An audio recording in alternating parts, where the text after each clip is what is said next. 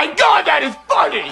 So, just to be clear, there's no behind-the-scenes deal, or you were just saying, the president was just saying, you know, we've seen the speaker say that he supports Ukraine aid, we've seen Republicans say they support Ukraine aid, so we think there's an agreement even though we haven't had a private. Hey, y'all, come look at this. I'm not going to go into depth. What I'm going to let the president's words stand, and I'm not going to elaborate on it. What a joke! What I will say is that what we are always going to show and point to, as the Admiral did just moments ago as he was standing by this lectern, is that the Speaker McCarthy has been very clear about this, that he wants to make sure that Ukraine continues to get the weapons support, and I'm paraphrasing here, that they need, right? That they need on the battlefield. He has said this multiple times. He said this on Sunday. He continues to say this, and there is overwhelming majority of support in Congress to continue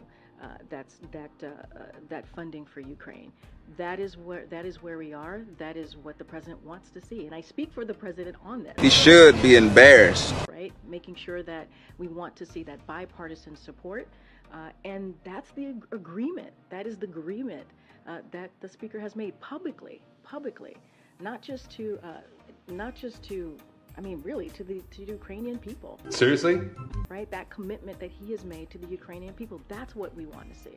And that's what the president is going to continue to really be clear about. And he said this on Sunday as well. It's over. Thanks, Karine. When is the last time that the president and the House Speaker spoke, and how would you describe their relationship? I just don't have any private conversations to read out. I don't. What I can say is, and he has said this to me, the president, that he is in, you know, he has regular conversations with members of Congress, whether it's the House or the Senate. I just don't have any private conversations to speak to. The relationship, how would you describe it? I mean, look, the president has been president for now 2.5 years. He was a vice president for 8 years, as you all know. He was a senator for 34 years. He has relationships with Republicans and Democrats throughout his career, right?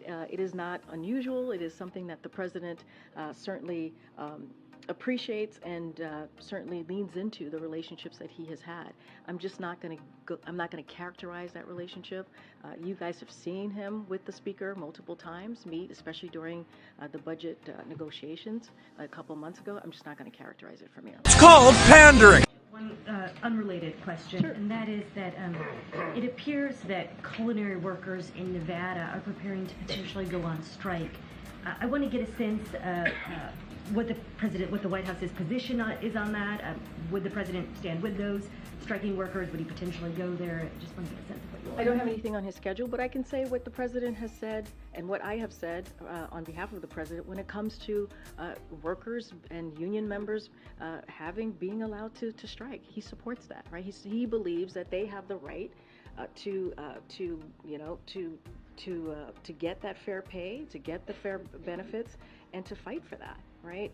And so that is what he believes. He believes that they should have that so that they can indeed be able to support their families, be able to support themselves. And Las Vegas, as you know, has a long history, long union history of workers of union workers that have helped build the city. And so, look, the president is always going to support union workers. He's always going to support working people. That is not new. He has done that over the course of the last 2 years, and certainly he also believes in collective bargaining. He believes that both sides should be able to come to the table in good faith and work through those issues and really be able to negotiate fair pay and fair benefits for workers. That's some Ivy League shit out there. Thanks a lot, Karine. You spoke about how President Biden has had this long career in public service, has many relationships with members on both sides of the aisle. What are his interactions that he's had with Congressman Steve Scalise of Louisiana? I don't have anything to read out, any private conversations to read out, but obviously, again, the president, as you just stated in your question, has had long history of having relationships with the other side of the aisle, right, which he believes is incredibly important to move forward important policies and legislations for the American people, as you've seen him do in the last 2 years. I don't have any specific conversations to lay out. Seriously. Go ahead, Kathy. Was the White House any comment on the carjacking of Representative Cuellar? Has the president reached out to him? And more broadly, does it say anything about safety and crime in the district? Nobody cares. So what we saw happen, the reporting that we saw happen to the congressman obviously was unacceptable.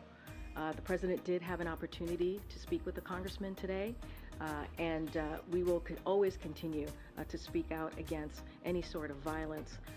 And we've been consistent here in this administration. We are certainly grateful and relieved that the congressman was unharmed, and we are thankful to the law enforcement to have reacted so quickly.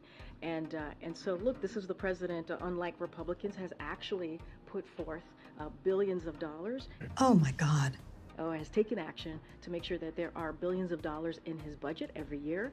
And through the American Rescue Plan, let's not forget, there were billions of dollars in his American Rescue Plan so that local communities and state and federal police as well, law enforcement, were able to make sure that they had the funding so that they can hire more law enforcement.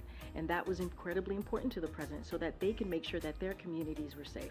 This is something that the president has done and Republicans have not helped. We think so, but no. I know you have. I know you're gonna follow up on that. What's your question? Well, the first follow-up would be, how are you going to blame Republicans for this? Isn't D.C. run by a bunch of Democrats?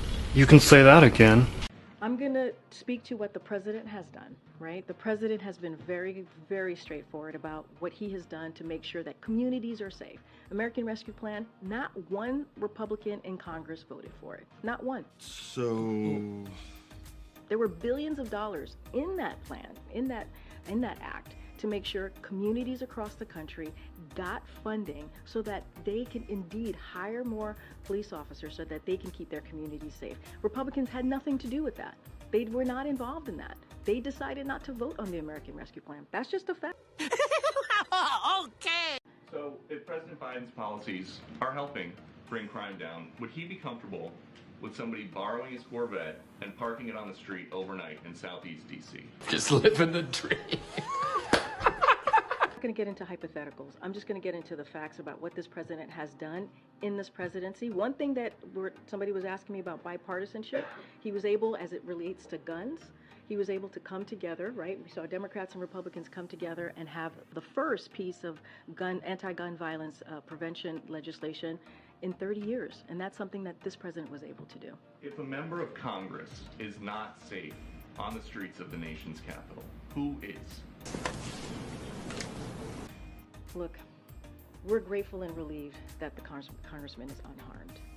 We understand what communities are going through across the country. No. Not just in D.C. That's why the president took action very early on in his administration to get the American Rescue Plan done, without the help of Republicans. That's why every time he puts forward his budget, he makes sure there are billions of dollars to deal with crime.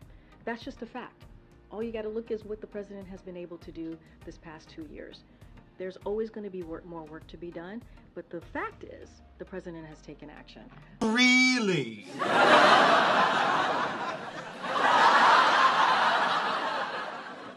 Meanwhile.